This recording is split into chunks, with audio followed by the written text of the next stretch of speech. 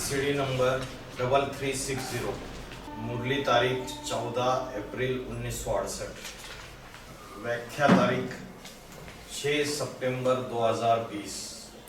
प्रातः क्लास चल रहा था 14 अप्रैल 1968 रविवार को। चौथे पेज के मध्य आदि में बात चल रही थी कि हम परमपिता परमात्मा हेवनली गॉडफादर की औलाद है, जो हेवन रचने वाला है। तो फिर इतना तो बुद्धि में आना चाहिए ना कि हम ईश्वर की औलाद है, तो फिर हम हेवन में होने चाहिए, क्योंकि ईश्वर ही हेवन स्थापन करता है। हम कहाँ होने चाहिए? हेवन में होनी चाहिए। तो सवेरे से लेकर रात्रि तक अगर अपने पुरुषार्थ को चेक करते हैं तो हेवन में रहते हैं या हेल में रहते हैं? थोड़े समय आत्मिक स्थिति बनाते हैं, ज्ञान का मनन चिंतन मंथन करते हैं, बाकी बुद्धि लगातार हेवन में नहीं रहती है। चंचल मन वाले मनुष्य जिन्हें नर कहा जाता है, वो तो नरक ही बनाते हैं। हम तो स्वर्ग में होने चाहिए ना।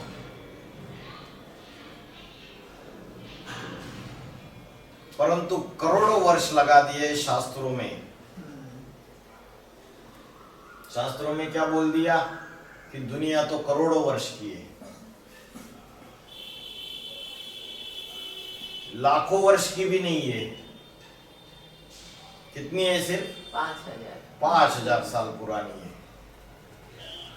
पिछले कलयुग के अंत में परमात्मा शिव इस धरती पर अति साधारण मनुष्य तन का आधार लेकर आए थे और ब्रह्मा विष्णु और शंकर के द्वारा स्थापना, पालना और विनाश का कार्य कर कर आदि सनातन देवी देवता धर्म की स्थापना की थी। अरे ये करोड़ों लाखों वर्ष की बात नहीं है। इस चतुर्युग तो बच्चे 5000 वर्ष हुए, माना 5000 वर्षों के 4 युग है। हर युग 1250 वर्ष, 1250 वर्ष।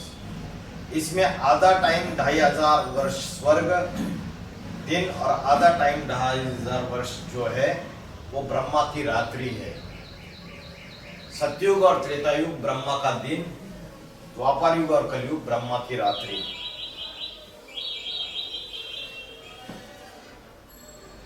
लेकिन शास्त्रों में भी कई प्रमाण है।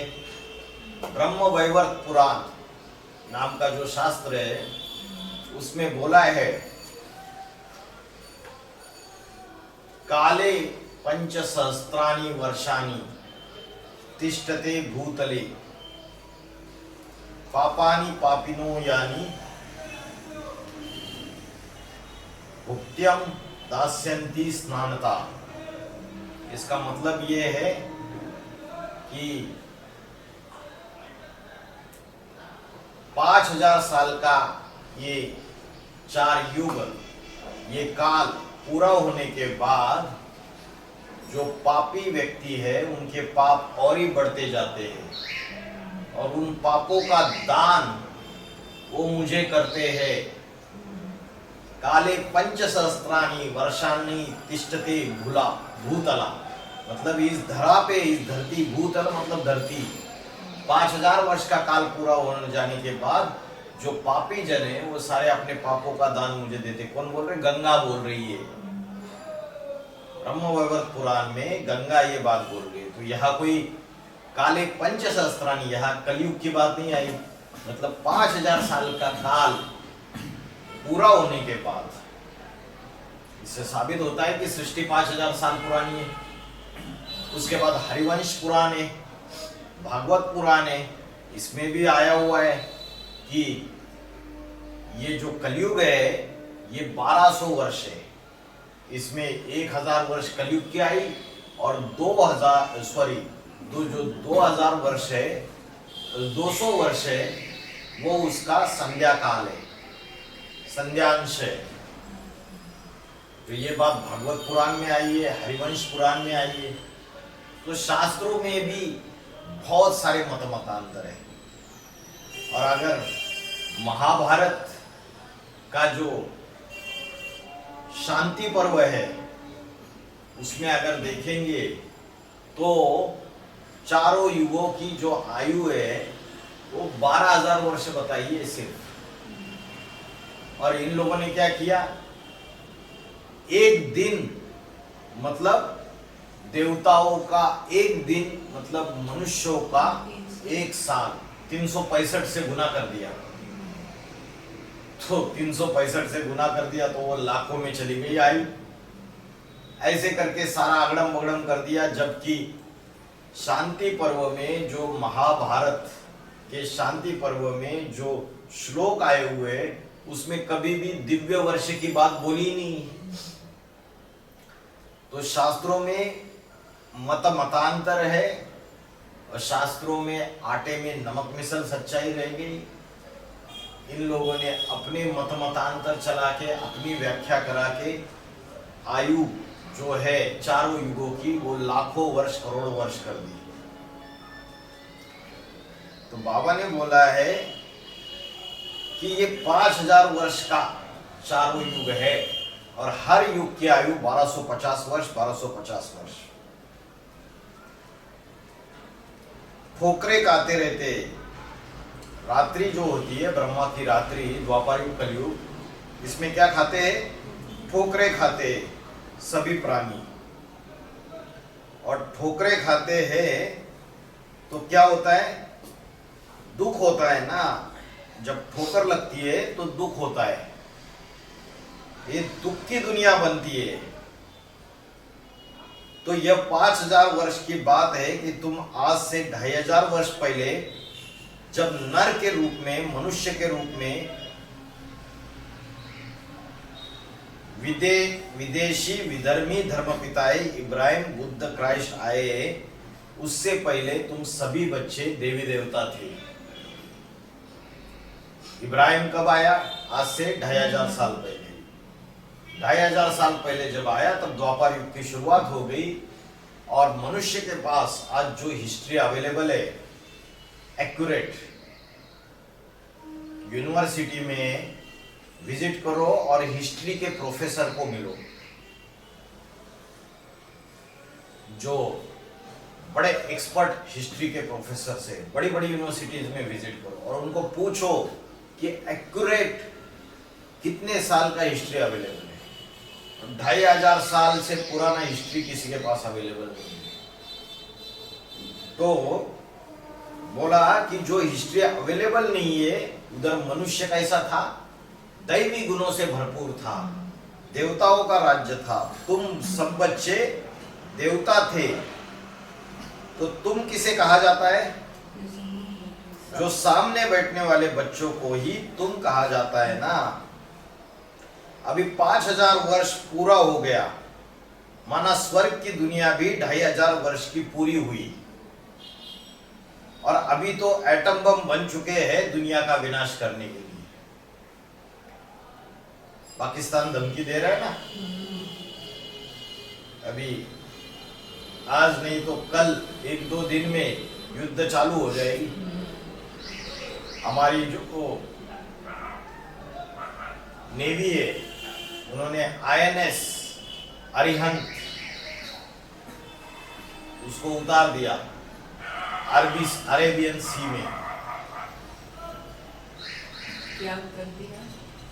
INS अरिहंत, ये वॉरशिप है बड़ा, जो पाकिस्तान ने बड़े बड़े सबमरीन्स बनाए हैं ना समुंदर के नीचे, उसमें न्यूक्लियर मिसाइल्स रखे हुए हैं, उसको भी मार देगा INS अरिहंत। और हमारे जो फाइटर जेट से राफेल फ्रांस से खरीदे हुए, जल सेना, वायु सेना, और आर्मी, थल सेना तीनों तैयार है पाकिस्तान का मुकाबला करने के लिए। और पाकिस्तान के जो प्रधानमंत्री है वो भाग गए, छुप रहे इधर उधर, और एटम बम से भारत को उड़ा देंगे करके धमकी दे रहे। तो ब्राह्मणों की दुनिया में भी कोई नौसेना होगी,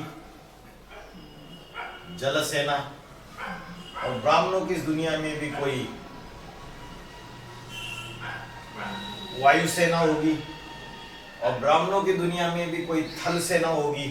पैदल चलने वाले, जल में विचरण करने वाले और हवा में उड़ने वाले होंगे या नहीं होंगे? कैसे पहचानेंगे? कैसे पहचानेंगे? जिनका पुरुषार्थ धीमी गति का है वो पैदल है, जिनका पुरुषार्थ ज्ञान जल में डूबे हुए है वो जल सेना वाले, और जो हवा में उड़ रहे तीव्र रफ्तार से ज्ञानी भी है, जिनकी आत्मिक स्थिति ऊंची है। जो ऊंची आत्मिक स्थिति होगी, जब जहाज ऊपर जाता है, हवाई जहाज, तो नीचे की चीजें छोटी छोटी दिखाई देती है। तो आज पुरुषार्थी जीवन में वो आत्माएं छोटी छोटी चीजों में फंसी हुई होगी क्या? छोटी छोटी बातों का बतंगड़ बनाएगी, अपने आप को निगेटिविटी में लेके जाएगी। अगर निगेटिविटी में लेके जाती है कोई आत्माएं, छोटी छोटी बातों पर अपना अहंकार जताती है, एटीट्यूड में आती है, तो वायुसेना की होगी क्या? पैदल सेना की होगी, थल सेना की होगी। जिसको उड़ना है, जो अपनी स्थिति हाईएस्ट बनाएगा, अपने वाइब्रेशंस हाईएस्ट बनाएगा, वो तो वायुसेना का है, ऊंची उड़ान उड़ने वाला। तो ग्लानी के एटम बम जो है, उन ग्लानी के एटम बम का ये हवाई सेना वालों के ऊपर कोई असर नहीं होने वाला है। अभी तो एटम बम बन चुके हैं दुनिया का विनाश करने के लिए, और 2500 वर्ष नरक की दुनिया के भी पूरे हुए। माना 4 युगों का जो कल्प है, जिसमें सतयुग का आदिकाल भी समाया हुआ है, वो कल्प पूरा हुआ। तुमको फिर वही बनाते हैं। क्या बनाते हैं? वही स्वर्गवासी देवी देवता बनाते हैं। माना नर से नारायण और नारी से लक्ष्मी जैसा बनाते हैं। तो नर से नारायण कितने बनेंगे? नारायण जैसे, और नारी से लक्ष्मी जैसे कितने बनेंगे? 2.25 लाख नर से नारायण जैसे, और 2.25 लाख नारी से लक्ष्मी जैसे। बच्चों को यह बातें सुनकर कितनी रिफ्रेशमेंट आती है। अगर रोज मुरली ना सुने तो बुद्धि से ये बातें उड़ जाती है। तो बच्चों को ये बातें सुन के कितनी रिफ्रेशमेंट आती है, बहुत खुशी आती है। भक्ति मार्ग में शास्त्रों की बातें सुनते हैं। सृष्टि की आयु कितनी लंबी चौड़ी, लाखों करोड़ों वर्ष, एकदम बड़े बड़े गपोड़े लगाए गए। क्यों लगाए गए? इसलिए लगाए हुए कि कोई अगर थोड़ी आयु बताएंगे और हमसे हिसाब किताब पूछेगा, तो सृष्टि के आदि मध्य अंत के हिसाब को तो कोई जानते ही नहीं है। इसलिए उन्होंने सृष्टि की आयु लाखों करोड़ों वर्ष बता दी है, क्योंकि जो आदि मध्य अंत का एग्जैक्ट हिसाब किताब पता ही नहीं उनको पूछेंगे तो इसलिए बोला लाखों करोड़ों वर्ष की है। गपोड़ा मार दिया। गपोड़े सुनाने वाले सब झूठ सुनाते हैं ना। पहले क्या है? वेद आए, वेदों के बाद क्या है? उपनिषद आए, और उपनिषद के बाद आरण्य के पुराण, अलग अलग शास्त्र आए। तो वेदों का और उपनिषदों का सार जो है वो भगवत गीता है ना। तो भगवत गीता में फिर भी सार की बातें है। तो बोला अनेक अनेक मतांतर मिक्स कर दिए, गपोड़े मार दिए, और गपोड़े सुनाने वाले सब झूठ सुनाते हैं ना। मनुष्य मुख से गाते भी है ना, झूठी माया, झूठी काया, झूठा सब संसार, सारी दुनिया झूठी है, ये तत्व भी झूठे हैं। जो तत्व है, 5 तत्व, जल, वायु, अग्नि, पृथ्वी, आकाश, या भी सच्चे रह गए या कलयुग की तामसी शूटिंग में झूठे हो गए? ये भी झूठे हो गए। तो देवताओं ने तो 5 तत्व पृथ्वी जल वायु अग्नि आकाश से बना हुआ अपना शरीर भोगा था। ज्ञानेंद्रिय से जो भोग भोगे थे वो शरीर और ज्ञानेंद्रिया भी झूठी है या सच्ची है? देवताओं के शरीर भी झूठे हैं। क्यों, क्या कारण हुआ? नीचे उतरते क्योंकि इंद्रियों का सुख लेते लेते नीचे उतरते गए। चाहे वो श्रेष्ठ ज्ञानेंद्रिय का सुख हो, चाहे भ्रष्ट ज्ञानेंद्रियों का सुख हो, भ्रष्ट इंद्रियों का सुख हो, लेकिन वह देह का सुख लेते हैं। इंद्रियों भी देह के अंग है ना, सतयुग से लेके कलयुग के अंत तक। तो सतयुग में 16 कला संपूर्ण होते हैं देवताएं। 16 कला संपूर्ण होते हैं मतलब सारे दैवी गुणों से भरपूर होते हैं। और कलयुग में कलाहीन हो जाते हैं, दैवी गुण पूरी तरीके से गायब हो जाते हैं। ये दुनिया झूठी बन जाती है। झूठी चीज की जाती है तो पहले पहले कोई भोगता है ना सच्ची चीज। जब झूठा होता है तो पहले कोई सच्ची चीज भोगेगा तब तो झूठा हो जाएगा। दुनिया वालों को समझता ही है। दुनिया तो बोलती है भाई बंदर से मनुष्य तैयार हो गए। तो बाबा ने बोला सच्ची चीज कोई भोगता है तब तो चीज झूठी हो जाती है। तो पहले देवी देवता थे, उन्होंने सच्ची चीज भोगी, फिर झूठी हो गई।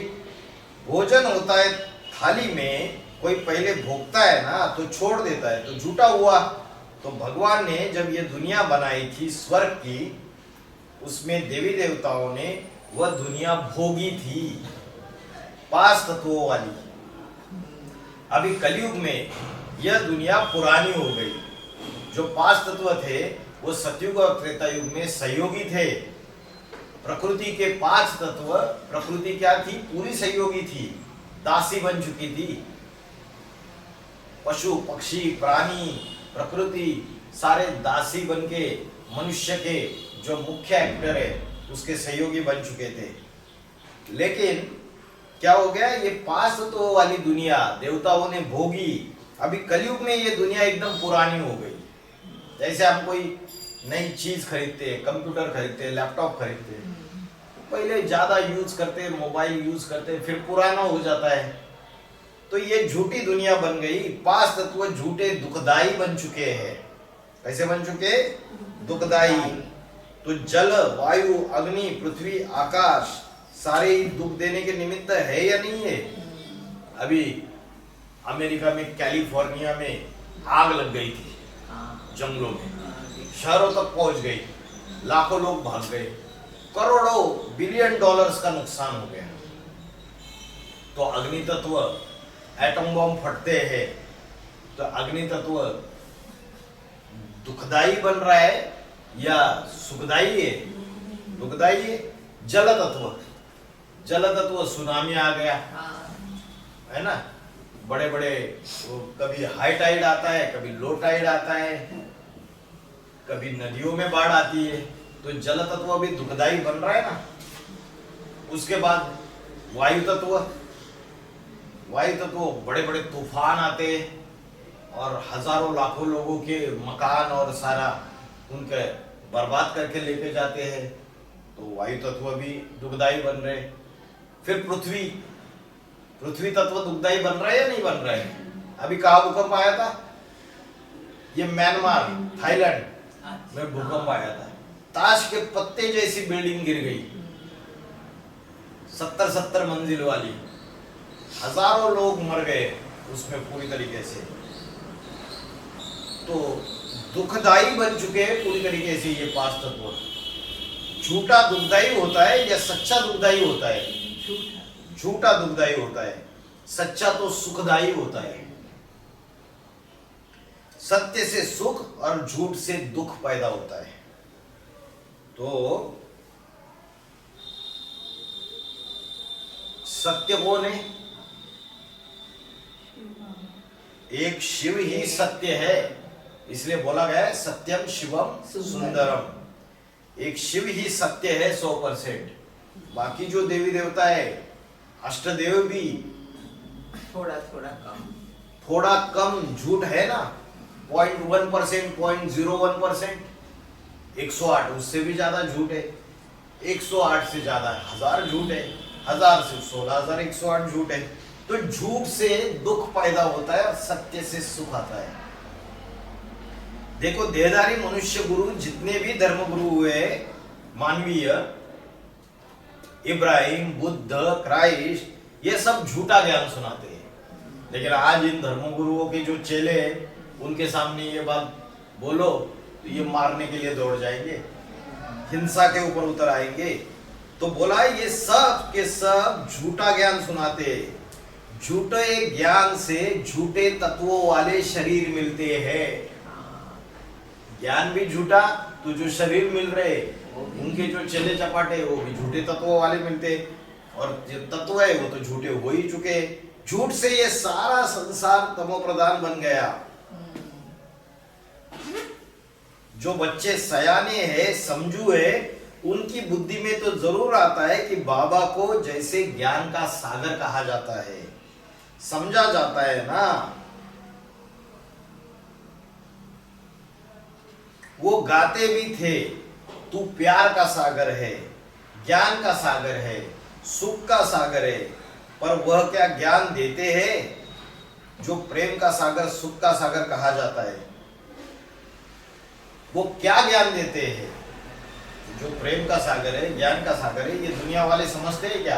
तू प्यार का सागर है, तेरी एक बूंद के प्यासे, हम बोलते हैं। लेकिन जब कलयुग के अंत में वो आता है और ज्ञान बांटता है तो सारे मनुष्य उसको समझ पाते हैं? नहीं समझ पाते। गाते तो है प्यार का सागर, सुख का सागर है, लेकिन कैसे है ये कुछ भी नहीं समझते। भले उनसे पूछा जाता है कि रचयिता और रचना को जानते हो? उन ऋषि मुनियों से पूछा जाता था ना, तो वो क्या कहते थे? जब द्वापर की शुरुआत में ऋषि मुनियों को जब पूछा जाता था कि रचयिता और रचना को जानते हो क्या, तो वो क्या जवाब देते थे? नेति नेति। माना परमात्मा का आदि, अंत, मध्य इनको हम नहीं जानते हैं। तो जवाब सच्चा देते थे या झूठा देते थे? सच्चा जवाब देते थे। लेकिन बाद में जैसे जैसे द्वापर से भी दुनिया नीचे उतरती गई, तो मनुष्य, ये ऋषि मुनि भी झूठे जवाब देने लगे। शिवो हम बोलना चालू कर दिया, अहम ब्रह्मास्मि। परंतु सृष्टि के आदि मध्य अंत को समझ सकते हैं। ये लाखों करोड़ों वर्ष सृष्टि की आयु लगा दी, तो फिर कैसे समझेंगे? लाखों करोड़ों वर्ष की बात को कोई समझा सकता है क्या? नहीं समझा सकता। बाप आकर बताते हैं कि ये दुनिया सिर्फ 5000 वर्ष की है। चतुर्युगों की 4 सीन की दुनिया है। सृष्टि रूपी रंगमंच, इसको समझा जा सकता है, जिसमें आधा कल्प 2500 वर्ष स्वर्ग जो भगवान आकर रचते हैं। और भगवान को क्या कहा जाता है? निराकार कहा जाता है। निराकार माना जैसे सर्व धर्म पिताएं निराकार होते हैं, वैसे भगवान भी क्या करता है? निराकारी स्टेज धारण करता है। गौतम बुद्ध, जीसस क्राइस्ट, गुरु नानक, ये जितने भी धर्म पिता है उनके चेहरे आप देखेंगे तो क्या दिखाई देता है? निराकारी स्टेज, आंखें चढ़ी हुई है। ऐसी अवस्था है कि जैसे इस दुनिया में होते हुए भी नहीं है, कोई माया मोह नहीं है इस दुनिया से। तो भगवान भी जब आता है 2500 साल की, ये जो सतयुग त्रेतायुग की निराकारी निर्विकारी दुनिया स्थापन करता है, तो वो भी निराकारी स्टेज धारण करके दुनिया में प्रत्यक्ष होता है। उनके चेहरे से ये जो भी बुद्ध, क्राइस्ट है, निराकार आत्मा, रूहानियत, रूह ही झलकती है ना? रूहानियत झलकती है। तो ऐसे उन बापों का बाप, उन धर्म पिताओं का भी बाप, जिसे ग्रेट ग्रेट ग्रैंडफादर कहा जाए, क्योंकि धर्म पिताओं को ग्रेट फादर तो कहते हैं ना, महान धर्म पिताएं हुए, क्योंकि बड़ी बड़ी जनरेशन को उन्होंने अपने फॉलोअर्स को बनाकर समझाया है। तो उन मानवीय धर्म पिताओं के बापों का बाप जो कहा है उनसे वर्षा तो जरूर लेना चाहिए। बाबा क्या बोलते हैं, बाप को याद करो और वर्षे को याद करो, है ना।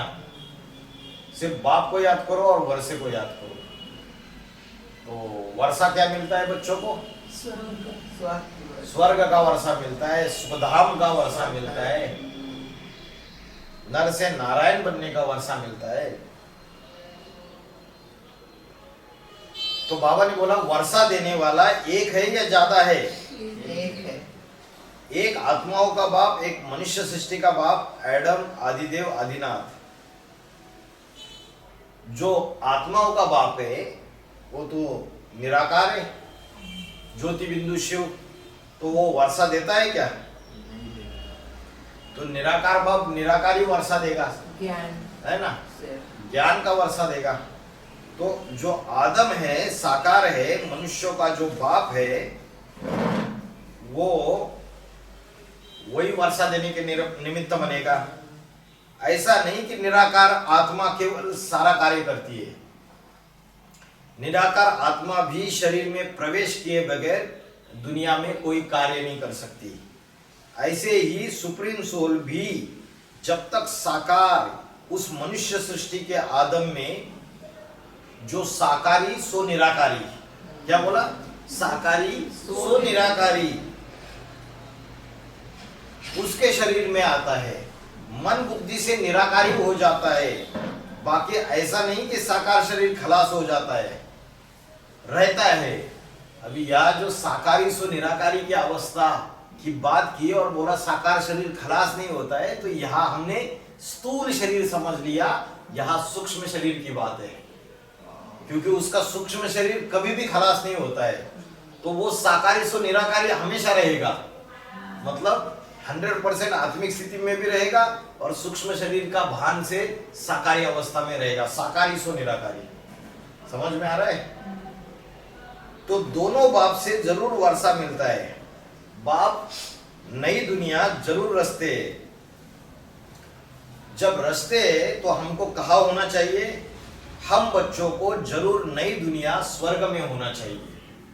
लेकिन हम तो आपस में लड़ाई झगड़ा करते रहते, हमें फुर्सत ही नहीं है। सवेरे से लेकर रात तक परचिंतन, झरमुई झुकमुई की बातें, इसकी उसकी बातें चलती रहती है ना ब्राह्मण परिवार के अंदर भी।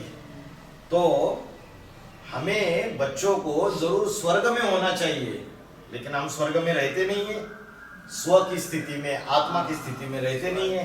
अभी बाप आकर के तुम बच्चों को समझाते, जो सन्मुख बैठ करके बाप समझाते, जो सन्मुख बैठते उनको क्या कहा जाता है? तुम। अथवा जो मन बुद्धि से यह समझते कि बाप सृष्टि पर आया हुआ है, वह भी मान लेते हैं। जैसे गांधी जी को सबने देखा थोड़ी है। अभी नए नए बच्चे आए ना 2017-18 के बाद, जिन्होंने भट्टी किया है, जो ज्ञान में चल रहे हैं, उन्होंने बाबा को प्रैक्टिकल में तो मिला नहीं है। तो बाबा ने बोला जैसे गांधी जी को सबने देखा थोड़ी है, लेकिन मन बुद्धि से समझ लेते हैं ना कि कोई गांधी हुआ है करके। तो वह आत्माएं भी जान लेती है, पहचान लेती है कि स्वर्ग का रचयिता इस सृष्टि पर आया हुआ है। उसको याद कर सकते हैं या नहीं? जिन्होंने गांधी जी को नहीं देखा, क्योंकि गांधी जी तो पहले ही शरीर छोड़ गए, तो क्या गांधी जी को याद नहीं कर सकते? उसके चित्र है, चौराहे पर तिराहे पर चित्र बनाए जाते हैं ना, तो कागजों में बने हुए चित्रों को देखकर याद कर सकते हैं कि नहीं कर सकते हैं? बोला कर सकते। तो याद जो करने वाले एक्यूरेट रूप को, जो साकार इस मनुष्य सृष्टि का पिता है एडम अर्जुन, इस अर्जुन के शरीर रूपी रथ में वो निराकार Shiva supreme soul heavenly God Father आकर के रास्ता बताते हैं स्वर्ग रचने का। तो रास्ता बताते हैं, तो रचयिता कौन हुआ? अर्जुन रचयिता हुआ या शिव रचयिता हुआ? हाँ, मनुष्य सृष्टि का जो बाप है अर्जुन, उसको रचयिता कहेंगे। शिव तो निराकार सोल है ना, वो रचयिता बनता है। जब तक साकार शरीर में प्रवेश करके पाठ न बजाए, तब तक वो रचना रच भी नहीं सकता। तो अभी बाप आकर समझाते कि तुम बच्चे स्वर्ग में थे। जब एडवांस पार्टी में नए नए ज्ञान में आए तो स्वर्ग में थे या नरक में थे? स्वर्ग में थे। सतो प्रधान अवस्था थी, है ना, सतो प्रधान अवस्था थी। तो बच्चों को इमर्ज करके भी समझाते हैं, इमर्ज करते हैं बच्चों को और उनको समझाते हैं। ऐसे नहीं कि सन्मुख बैठे हुए हैं प्रैक्टिकल में शरीर से, उनको ही समझाते हैं। प्रैक्टिकल में शरीर से जो बैठे हुए हैं इनको ही समझाते हैं, या जो ऑनलाइन क्लास कर रहे हैं उनको भी समझाते हैं, उनको भी समझाते हैं। तो बाप कहते हैं मेरे को जो भी याद करते हैं पहचान करके, साकार में निराकार को पहचान करके याद करते हैं, तो मैं उनके सामने हाजिर हो जाता हूं, है ना। बाबा ने बोला है जितना तुम बच्चे मेरी याद में रहोगे उतना मैं तुम्हारे साथ हूं। बाप कहते जो बच्चे मेरे सामने हाजिर होते या जिन्हें मैं हाजिर कर लेता हूं इमर्ज करके, वह स्वर्ग में थे।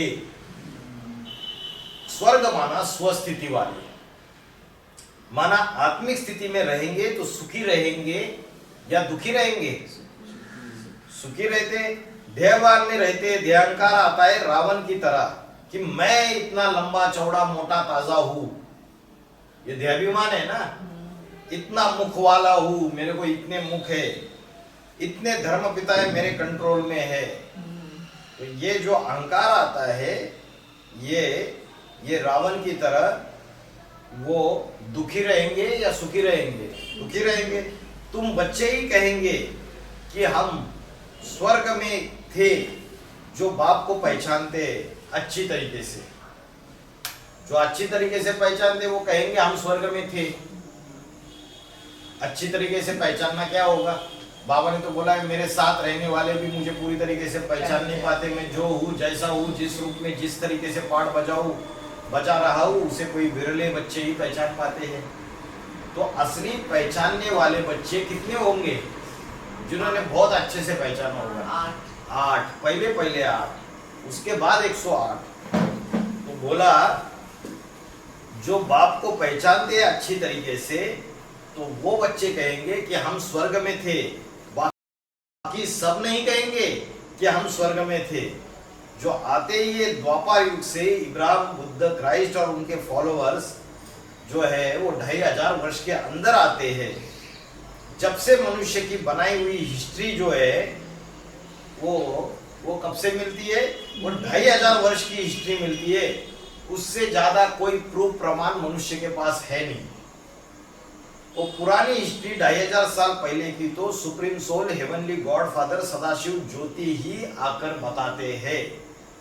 तो जिनको सन्मुख बताते वो फिर कहते हैं कि हम तो स्वर्ग में थे। अभी जो देवी देवता ऊंचे से ऊंचे बने रहेंगे, जब उनको पहली बार ये ज्ञान मिलता है जीवन में, तो वो तुरंत उनको अनुभव हो जाता है, अरे हाँ ये बात तो सही कह रहे हैं कि हम स्वर्ग में थे पहले, अभी हम नरकवासी बन चुके हैं। उनके बुद्धि को टचिंग हो जाता है। बाकी दूसरों को कितना भी माथा मारो, उनके बुद्धि में बात बैठती ही नहीं है, क्योंकि स्वर्ग में थे ही नहीं। जिन्होंने रसगुल्ला खाया है नहीं, उनको क्या पता कि रसगुल्ले का स्वाद क्या है। जिन्होंने खाया है उनको एहसास है कि हमने तो रसगुल्ला खाया था, अभी तो हम करेला खा रहे, कड़वा कड़वा। तो रसगुल्ले का स्वाद पता है और करेला का भी स्वाद पता है, तो उनको याद आता है अरे हमने तो रसगुल्ला खाया था, तो फिर से हमें रसगुल्ला ही खाना है। तो उनको वो जो सन्मुख बताते वो फिर कहते कि हम स्वर्ग में थे। ऐसे तो बाप के सभी बच्चे इस सृष्टि रूपी रंगमंच पर, चाहे नरक भोगने वाले हो, चाहे स्वर्ग भोगने वाले हो, और चाहे दोनों ही भोगने वाले हैं। ऐसा तो स्वर्ग का कोई देवता होता ही नहीं है जो नरक की दुनिया में द्वापर कलयुग में आकर के दुख ना भोगे। सभी भोगते हैं ना, बाप के तो ये सभी बच्चे। तो बताओ बाप के supreme soul heavenly God Father के कितने बच्चे हैं? सभी। तो कोई कहेंगे कितने हैं? 500-700 करोड़ बच्चे हैं। जितने भी बच्चे वो सब नहीं कह सकते कि सन्मुख आकर के हम स्वर्ग में थे।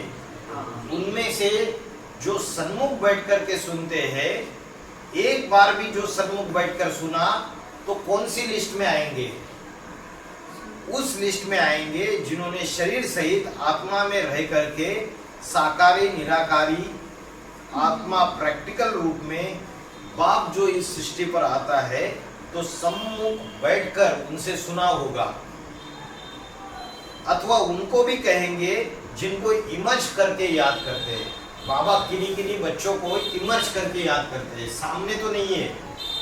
बाबा जब दृष्टि देते हैं तो जो सामने बैठने वाले उनको ही दृष्टि देते हैं, या तीसरी नेत्र की दृष्टि उन बच्चों को भी मिलती है जो सेवादारी है, लेकिन जो सामने नहीं है शरीर से। तो बाबा ने बोला जिनको इमर्ज करके याद करते हैं। किनको इमर्ज करके याद करते हैं? जो बाप को पहचानते हैं वही याद करेंगे ना एक्यूरेट।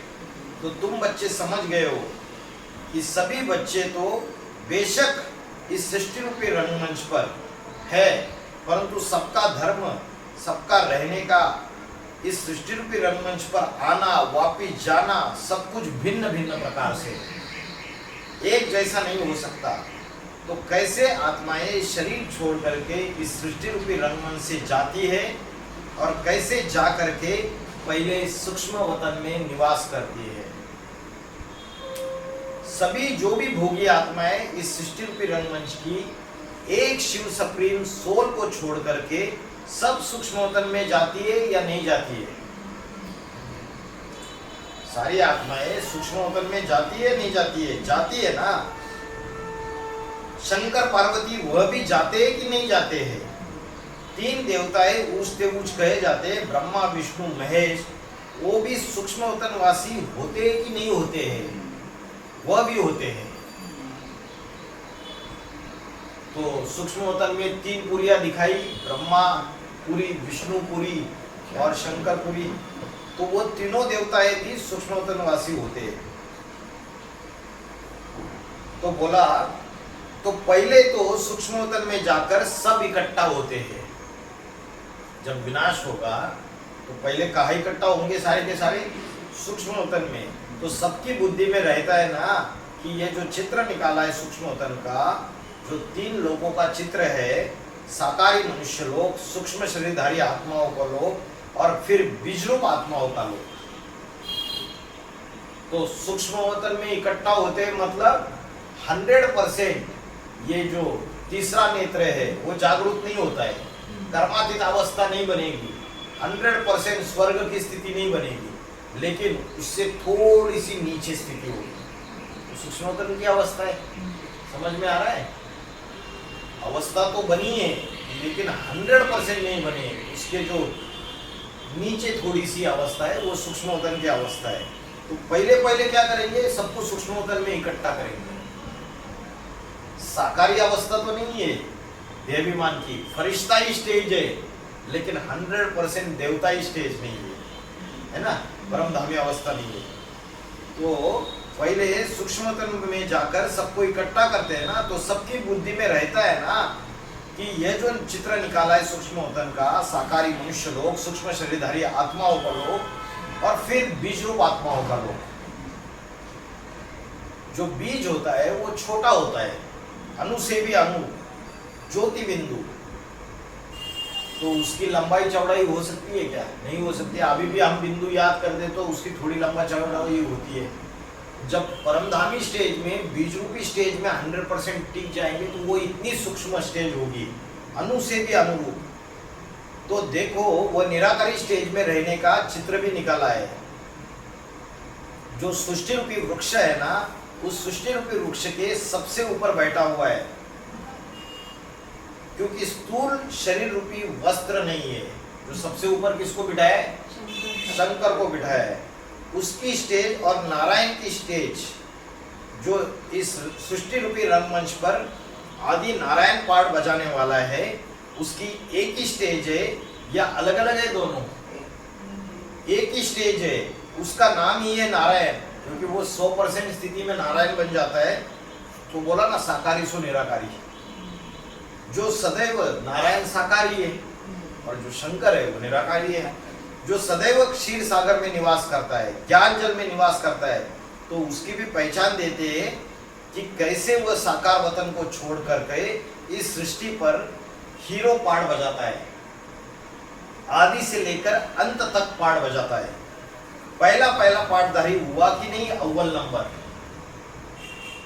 कैसे इस स्थूल वतन को वह आत्मा त्याग करके सूक्ष्म वतन में, और सूक्ष्म वतन की ऊंची स्टेज से फिर मूल वतन में, मूल माना बीजरूपी आत्मा की दुनिया में रहती है। तो जहां आत्माओं का सिजरा दिखाया जाता है, कैसे सिजरा की ऊंच से ऊंच आत्माएं कितनी, मध्यम आत्माएं कैसी, नीच आत्माएं कैसी, उनका सिजरा, उनकी माला भी बनती है। आप अगर ये 3 लोगों के चित्र में परमधाम में मूल वतन में देखेंगे तो मालाएं भी दिखेगी आपको, सिजरा दिखेगा। कोई ऊपर की स्टेज में शिव से नजदीक, कोई नीचे की स्टेज में। तो बाबा ने बोला कितनी आत्माएं मध्यम स्टेज में, कितनी नीच आत्माएं, उसका भी सिजरा, उनकी भी माला बनती है। ऊंच से ऊंच माला है, ऊंच से ऊंच माला है 8 की। 8 की। अच्छा। क्या बोला देखो, हम क्या समझते 108 की माला है, बाबा ने बोला ऊंच से ऊंच माला है 8 की। माला माना संगठन, हर धर्म में माला सिमरन की जाती है ना, तो वो जड़ मन को याद करते हैं।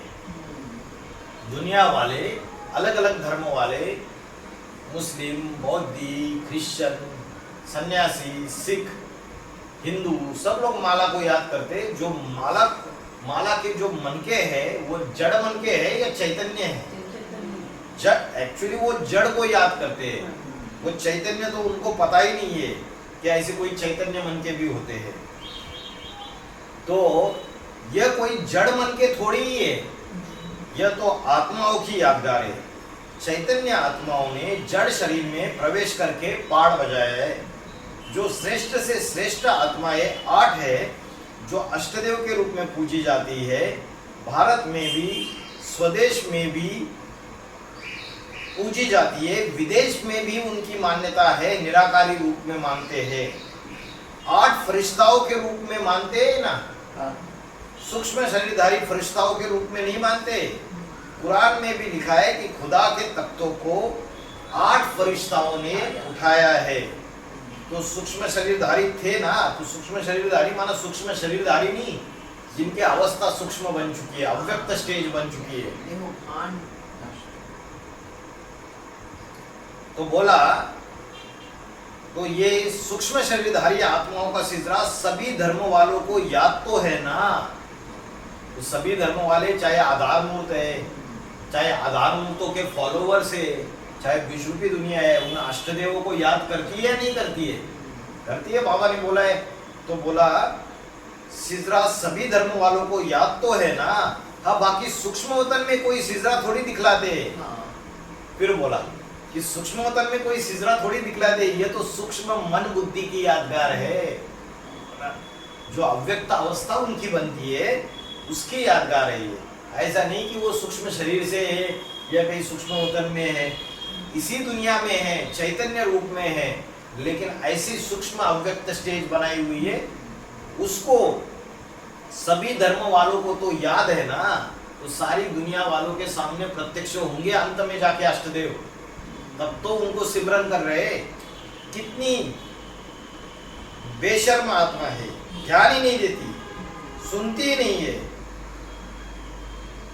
बाबा ने अचानक क्या बोल दिया, वाणी चला रहे, तो वाणी चलाते चलाते अचानक बोल रहे, बात चल रही थी 8 की माला की, बात चल रही थी निराकारी स्टेज की, बात चल रही थी तीनों लोक की, साकार मनुष्य लोक और सूक्ष्म लोक और मूल वतन, इसकी बात चल रही थी। अचानक बोले कितनी बेशर्म आत्मा है, ध्यान ही नहीं देती है, सुनती नहीं है।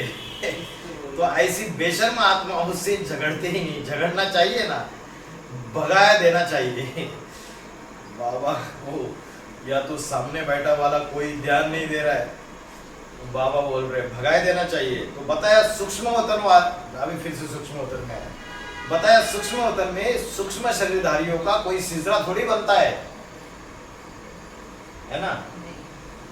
सूक्ष्म शरीरधारियों का सिजरा नहीं बनता है, ये सूक्ष्म मन बुद्धि की स्टेज जिन्होंने अव्यक्त स्टेज धारण की है उनका सिद्रा बनता है। देवी देवता सनातन धर्म में वो माला दिखाई जाती है शिव के मस्तक पर जुड़े हुए 8 मन के दिखाए हुए। शंकर की जटा में ये 8 मनकों की माला दिखाई हुई। वो पक्की पक्की विदेशी आत्माएं या स्वदेशी आत्माएं बनकर रहती है। स्वदेशी है तो स्वदेशी देव आत्माएं, लेकिन पक्की पक्की डबल विदेशी भी बनती है। अंतिम जन्म में जाके जब नीचे गिरती है अलग अलग धर्म में, तो बाबा ने बोला पक्की पक्की डबल विदेशी भी बनती है। अंदर से है तो स्वदेशी, जैसे वकील होता है ना, वकील अंदर से कौन सा शर्ट पहनता है, कौन से रंग का, व्हाइट कलर का, और बाहर से कौन सा कोट पहनता है, काला कलर का। तो काला कलर का कोट पहनता है क्योंकि उसके पास जो केसेस आते हैं ना, किसी ने मर्डर कर दिया, किसी ने रेप कर दिया, किसी ने किडनैप कर लिया किसी को, किसी ने प्रॉपर्टी के झगड़े हो रहे, तो सारे जो दुनिया में पाप कर्म हो रहे उसके केसेस उसके पास आ रहे। तो बाहर से तो उसको वो कीचड़ लगेगा या नहीं, तो बाहर से कीचड़ लगता है लेकिन अंदर से वो स्वदेशी है, इसलिए सफेद शर्ट पहनता है। समझ में आ रहा है? तो एक होती है आत्मा की बात और एक होती है शरीर की बात। अभी शरीर को कीचड़ लगा, कहीं कीचड़ में फंस गए, तो जरूर थोड़ी है कि आत्मा को भी स्पर्श हुआ। कोई तो कीचड़ में रहते हुए भी आत्मा ऊपरा में, उसको कोई लेना देना ही नहीं, कीचड़ में खड़ा हो कहाँ खड़ा हो। बाकी लोगों को तो कीचड़ लग गया। जो ज्यादा धारणावान आत्माएं होती है ना, उनको तो थोड़ी थोड़ी चीजों में ही ज्यादा प्रॉब्लम आ जाती है। अरे आत्मा से उड़ जाओ, धारणाएं सब जगह काम में आएगी। दुनिया में तो बहुत धारणाएं है ना, दुनिया में आपसे भी ज्यादा, हमसे भी ज्यादा पवित्र रहने वाले लोग हैं, सन्यासी है, जैन धर्म में है, बौद्ध धर्म में है। धारणाएं कितनी ज्यादा है, लेकिन क्या भगवान मिलता है उनको? नहीं मिलता है। तो इसलिए धारणा का सब्जेक्ट तीसरा रखा या पहले रखा? तीसरा रखा। ज्ञानी और योगी, जो गहरा ज्ञानी वो गहरा योगी और गहरी आत्मिक स्थिति धारण करेगा, तो छोटी मोटी धारणाओं में प्रॉब्लम भी हो गया तो उसके ऊपर असर पड़ेगा उन चीजों का? नहीं पड़ेगा। तो इसलिए ज्ञान और योग पहले आया। इसका मतलब ये नहीं कि धारणाएं धारण ही नहीं करनी है, करनी है, लेकिन अति नहीं करनी है। कोई कोई बहुत अति करता है, ये ऐसा होना चाहिए, ये वैसा होना चाहिए, और किसी किसी के अंदर संस्कार है नहीं। तो बाबा ने बोला भिन्न भिन्न कैटेगरी की आत्माएं, तो टाइम लगेगा ना उनको, टाइम लगेगा उनको समझने में कि हाँ मैं गलती कर रहा हूँ या कर रही हूँ, टाइम लगेगा। और टाइम लगेगा, थोड़ा टाइम देना रहता है, धीरे धीरे धीरे धीरे संस्कार पक्का बनता जाएगा। तो बाबा ने बोला कि स्वदेशी आत्माएं है, लेकिन वो पक्की पक्की डबल विदेशी भी बनती है। अष्टदेव के बाद चल रही है। लौकिक परिवार से भी उनको धक्का मिलता है। ब्रह्मा की शरण में जाते, ब्रह्मा के बच्चे ब्राह्मण बनते, उन बेसिक ब्राह्मणों में भी उनको धक्का मिलता है। मिलता है कि नहीं? और उनके फॉलोअर्स को भी धक्का मिलता है, डबल विदेशी हो गए। एक वाणी में तो यहाँ तक बाबा ने बोला एडवांस पार्टी के अंदर भी उनको धक्का मिलता है। डबल विदेशी की व्याख्या, बेसिक से भी धक्का और एडवांस में भी धक्का। तो यहाँ बैठे हुए सारे के सारे ऐसे हैं कि जिनको बेसिक से भी धक्का मिला और एडवांस से भी धक्का मिल गया, तो डबल विदेशी हो गए। तो बताया इन 8 आत्माओं का भी सिजरा कोई सूक्ष्म वतन में नहीं होता है। 108 आत्माओं की माला भी कोई सूक्ष्म वतन में नहीं बनती है, नहीं। वहां तो जो कुछ भी दिखलाते ये सभी साक्षात्कार की बातें हैं। और साक्षात्कार किसको होते? भक्तों को होते या ज्ञानियों को होते? भक्तों को होते बंद आंखों के साक्षात्कार। यह भी सभी ड्रामा में नूंद है, ये ड्रामा में नूंद है ये सभी, पर है तो साक्षात्कार। फिर चाहे वो बंद आंखों का हो, चाहे बुद्धि के साक्षात्कार हो, जो भी साक्षात्कार की बातें हैं वह हम दिखलाए देते हैं। जो बुद्धिमानों की बुद्धि बच्चे हैं उनके वो बुद्धि से साक्षात्कार करते हैं, और फिर जिनको बुद्धि नहीं होती है उनको भक्ति मार्ग का बंद आंखों का साक्षात्कार हो जाता है। ओम शांति।